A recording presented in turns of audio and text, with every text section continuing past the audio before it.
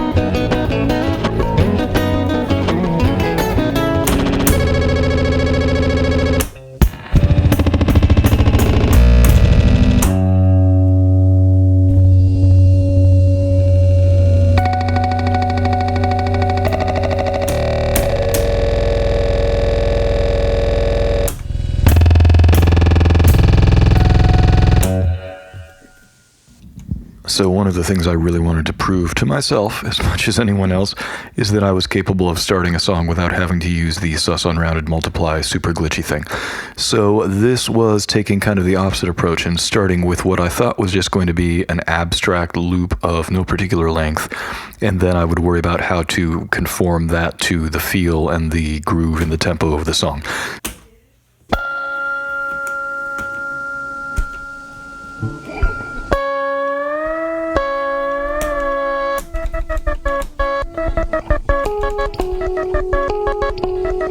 As it happened, this was a happy accident, and without even intending it to be, it ended up being just the right length and just the right kind of rhythmic feel. I would love to take credit and say that that was meticulously planned out on my part, but the truth is that this was just a really happy accident, and it's exactly these kinds of accidents that keep me interested in looping to a very large extent. The fact that this stuff just kind of spontaneously happens and falls into place.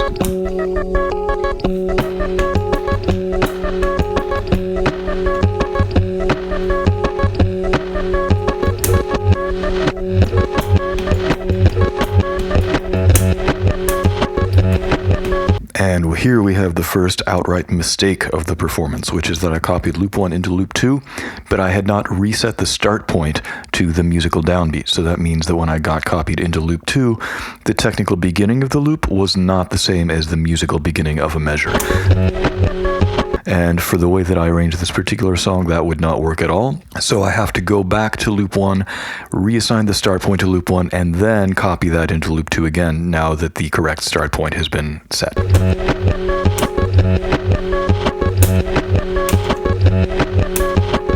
Now this is building up a template for an A section, which is going to be located in loop 2, and as I often do, I'm trying to make enough variation and distinction in the content of this loop so that there's a significant contrast when you switch back and forth between loop 1 and loop 2. If you don't do that, then very often it'll sound like the same accompaniment over and over, and that's not necessarily a bad thing. Sometimes that's a really effective approach to have. But for this particular tune, I want there to be a pretty substantial contrast between the A and B sections, so this is the point where I have to make sure that I'm changing the loop enough in the loop 2 slot to make that contrast actually happen.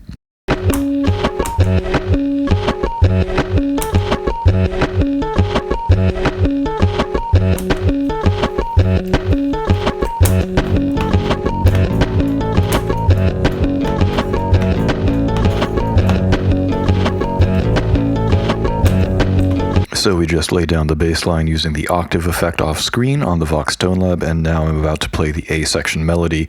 I have to be a little careful about this because there's a pretty small window for when I can hit the multiply button and when I can stop multiplying. And that has to do with how I get out of the A section melody. And I will brag about that when we get to that spot.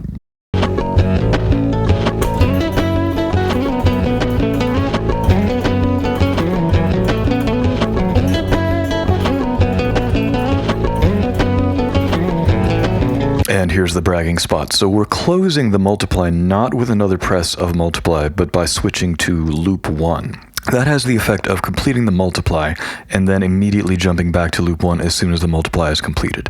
And I want to delay that as long as possible. I want to delay switching to loop 1 because there's a line I play at the end and I want as much of that to get added into the loop as possible. So that means I have to try and wait as long as possible before I start the multiply, and then that means that as soon as the multiply ends, I'm jumping back to loop 1. And I also have to make sure that I'm hitting the loop 1 button at the end of that multiply so that that actually happens. Now this is just sitting back in loop 1 for a couple of measures to give my brain a chance to recover, and also for a quick contrast before we jump back into loop 2.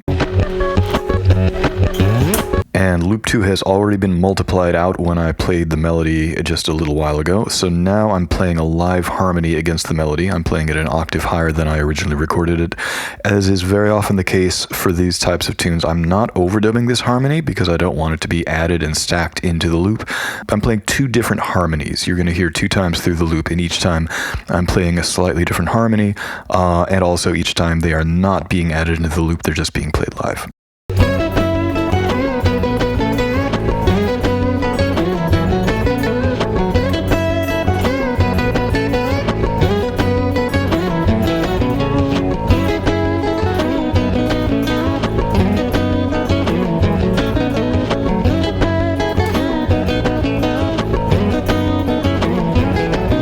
And now switching back to loop 1 at the end of that phrase, and this is beginning to build up what I think of as the B section melody. And the first time through, I'm just playing it over loop 1. I'm not overdubbing it or multiplying or anything, I'm just playing it one time. And a lot of this is just so that I can get my bearings mentally, because this particular song is pretty challenging for me to play. The amount of juggling that I do and the amount of quick switching back and forth between sections, and just the fact that the melody itself is one of the more faster and difficult things that I've written. It's a lot to take in for me. So this is kind of giving me a brief breather before I jump back into loop copying and all that weird stuff.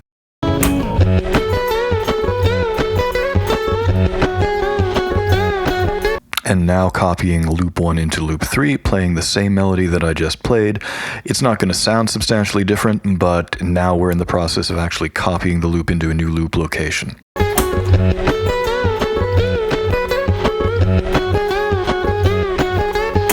And now that we've completed the loop copy with the original version of the melody, now I'm building up harmonies, and I'm leaving overdub open this time because I do want a build and crescendo kind of effect. So leaving overdub open means that each new harmony that I play gets added to the loop, which by its nature is going to make things build and get more intense as each new layer gets added.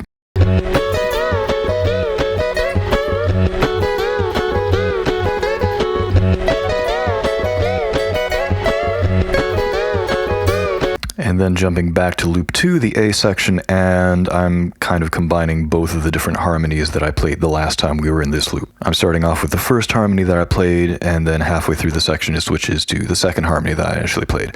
And again, in contrast to the B section, none of these A section harmonies are actually being overdubbed, so the section isn't growing as far as texture or density or anything like that.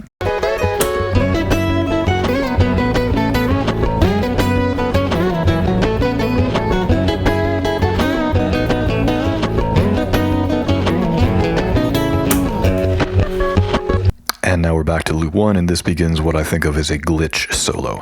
So basically this involves taking loop 1, copying it into loop 4, and then using Unrounded Multiply and Overdub and sus replace in various combinations to get very kind of glitchy ideas. And we're basically copying loop 1 into loop 4, destructively editing loop 4, and then jumping back to loop 1 and repeating. So it's a process of taking loop 1, copying it into loop 4, glitching it out, mainly using sus unrounded multiply in different kinds of ways, and then going back to loop 1 where the loop is still intact and completing the idea. A lot of what's going on here also is that when you finish a loop copy with a sus unrounded multiply, as soon as you lift the sus unrounded multiply button, the loop starts playing backwards. I don't know how much of that was a deliberate thing and how much of it was just a random bug. I remember Andy Butler and Matthias Grobe talking about a snippets technique, and I'm not quite sure if this is the application they had in mind, but it's a cool little Easter egg in the EDP hardware, and it allows for some really fun stuff.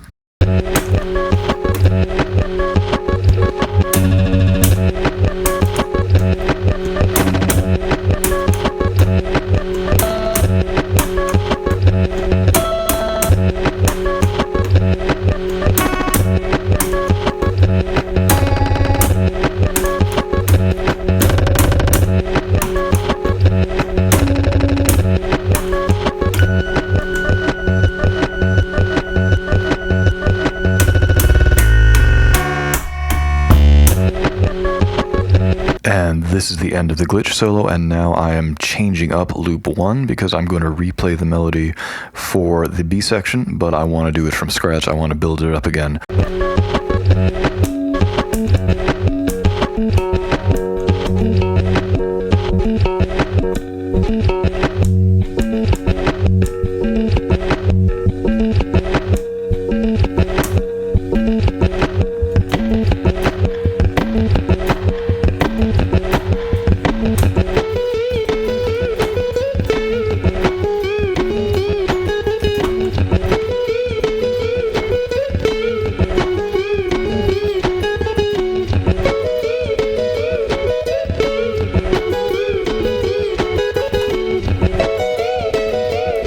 Now this is doing an unrounded multiply on the last couple of notes of the B section before jumping back to A.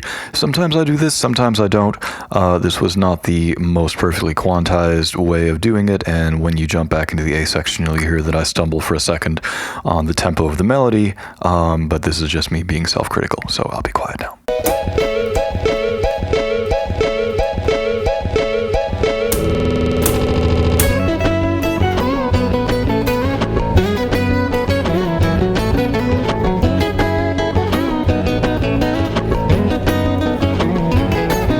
And finally, this is glitching the A section down to a few milliseconds, and then jumping back and forth to different very, very short loops and changing the content using replace and overdub. And also when the loop is this short, as you can hear, you kind of start getting resonant frequencies because the loop lengths are so short that they actually start representing cycles per second. So you start getting overtones of those particular pitches.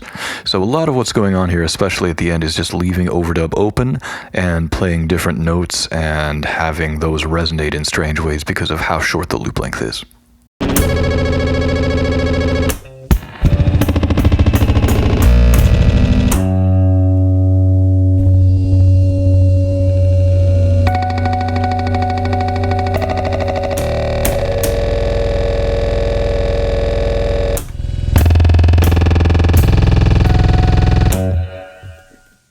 Now we're going to look at a second performance of the same tune. This is the second take, and I'll talk a little bit about some of the details afterwards. We're not going to do an entire commentary track because the basic idea is the same. I'm using the same basic kinds of functions, the same approach of copying loops when I'm entering in notes, when I'm adding harmonies, when I'm not adding harmonies.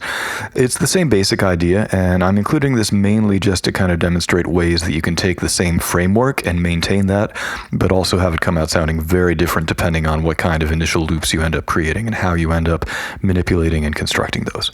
So here's take two, and I will talk a little bit about it, not a full commentary track, but a little bit about it afterwards.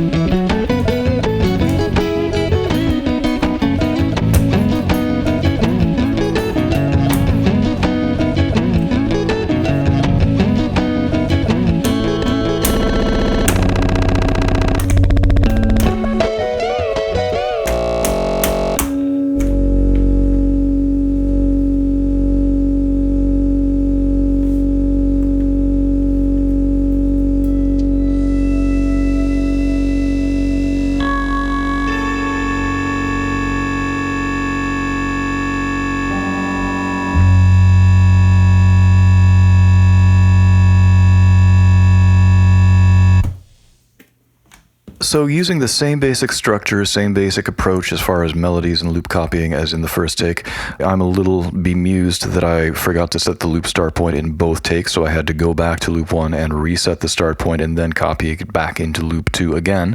So I know what I need to practice for this tune from here on out. Not a huge difference as far as the tempo or the overall feel, but one of the things I love about doing this stuff is the fact that there is so much randomness involved. If I was going to play this song exactly the same way each time, then I probably would not loop it. I would probably just use backing tracks. And having said that, some of my favorite looping musicians do stuff the same way every time. I don't feel like looping has to be totally different every time. I don't feel like it has to be something that deviates from a set plan. This is just what I find the most fun to work with. And being able to throw stuff against the wall and see what kind of shape it comes back in is one of my favorite parts about it. So this for me is kind of a nice halfway point where I can have a lot of randomness and a lot of unpredictability in it, but I can also take those random, unpredictable moments and then sculpt them into different songs that I have in my repertoire. And I kind of think of this as being like a DJ who goes to a gig with a crate full of vinyl, but they're not necessarily sure which vinyl is going to get played or what order it'll get played or how much of it they're going to play. It's kind of a similar approach for me when I'm doing gigs. I have a list of songs I know I could dip into, but I don't necessarily know when they're going to happen or when I'm going to want to transition into them. And sometimes it's just an improvisation going in a particular direction, ending up in a tempo or a key center or some kind of feel, and I'll think, oh, this would be a good place to plug Logic Bomb into, and then I will use that idea and start building it up based on the kind of approaches we've taken from here. Anyway, as always, thank you so much for tuning in. I hope you're all doing well and staying safe out there, and I will talk to you guys very soon. Bye-bye.